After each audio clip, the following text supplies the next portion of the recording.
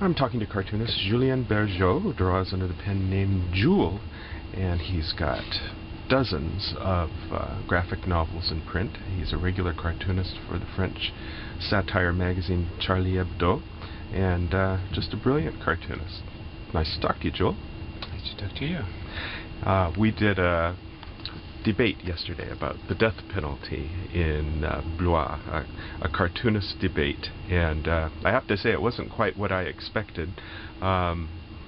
Because people were laughing. They were laughing, and it was not a lot of death penalty debate either. There was a lot of provocative drawings of Plantu and his mouse. Yeah, because Plantu was the head of the debate, so it's always fun to make fun of people who are in charge. Well, tell us a little bit about what you do. Well, I've got several jobs in one job, which are writing comic books and graphic novels, which is a part of it, and the other part is to be really an editorial cartoonist focused on the news, and these are quite different jobs. And there is another extra part, which is being a cartoonist for TV show, live shows, where you react live to what's happening on the set.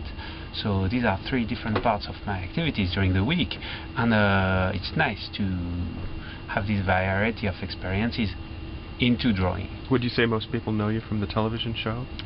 I don't think so. By now, my books must be my focus, I guess, into the audience.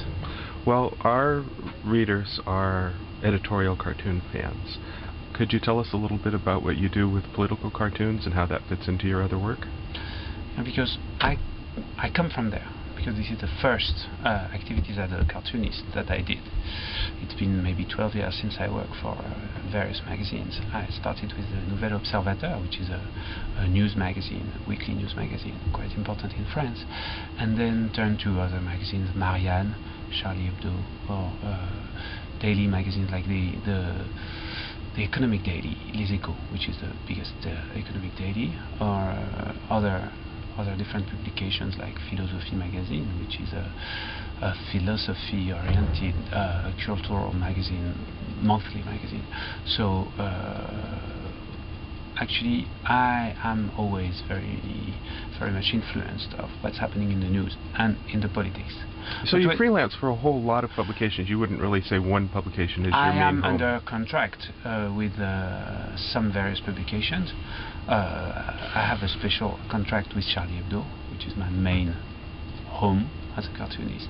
But I am quite free to cooperate with other medias. There's no such thing as syndicates in France as the American cartoonist or other worldwide cartoonists can experience. So we are quite free and have interpersonal relationships with all the different directors of magazines. So if they want us to work for them, then just contact us directly. And this is perhaps nicer, at least easier way to cooperate with them.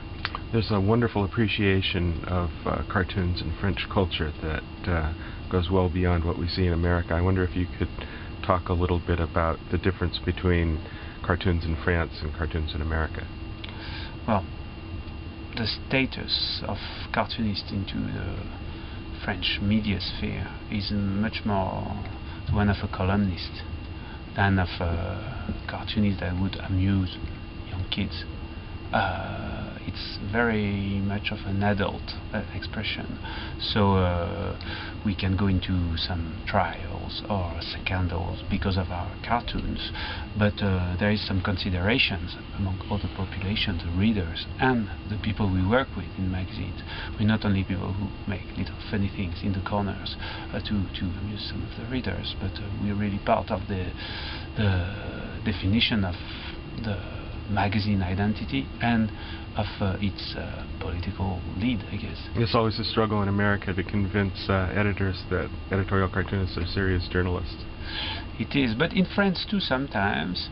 But and I've got, as far as I'm concerned, a special status for that because I come from I come from school actually. I used to be a university teacher.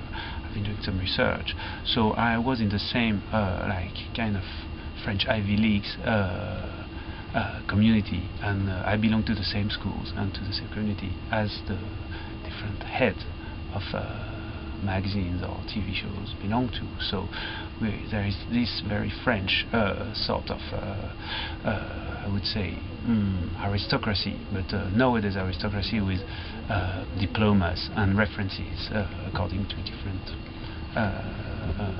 schools and communities you belong to. That's interesting. So your university background makes people take your cartoons more seriously, or editors take them more seriously? They do, of course.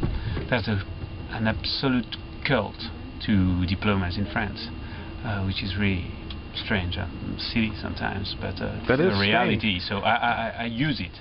I'm not necessarily proud of it, but I know how it works and how the system and the network works. So I really use it with irony, I guess. But that's very interesting. What other ways do you see French cartooning being different than cartooning in America? Oh, the whole experience is different. American cartoons use a lot of symbols.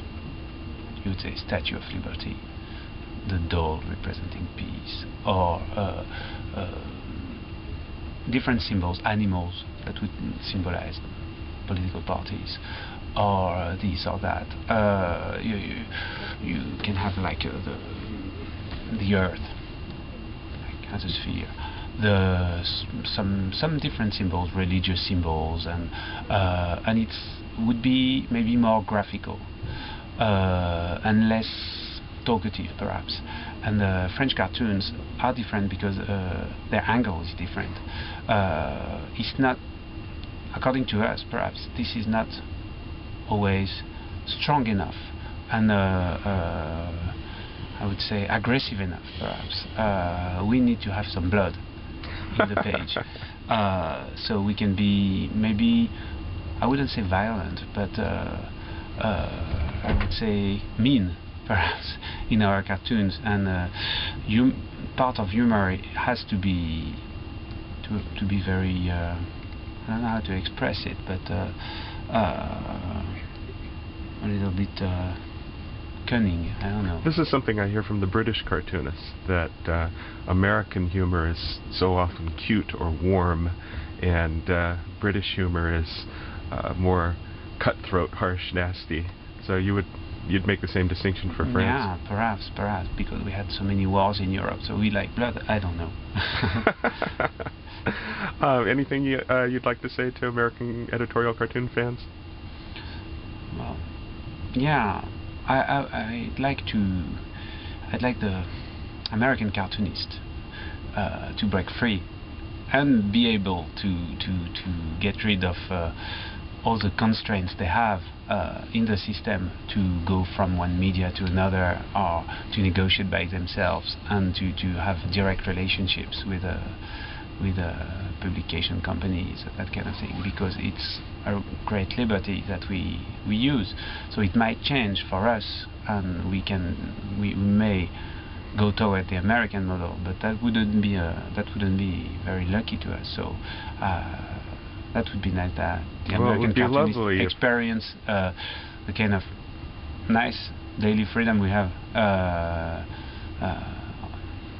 on this basis.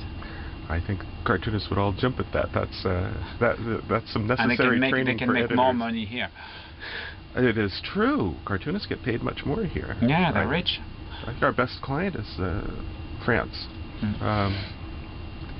Wonderful to see the appreciation for cartoons and the prices they pay for cartoons. And I don't know how much in America sexy job of a cartoonist is, but in France, if you say that at a dinner party to a girl, then it's so fancy and so seducing to her. So I hope it's the same thing in the States. But I don't know. If I go there and I say I'm a cartoonist, will the girls like it?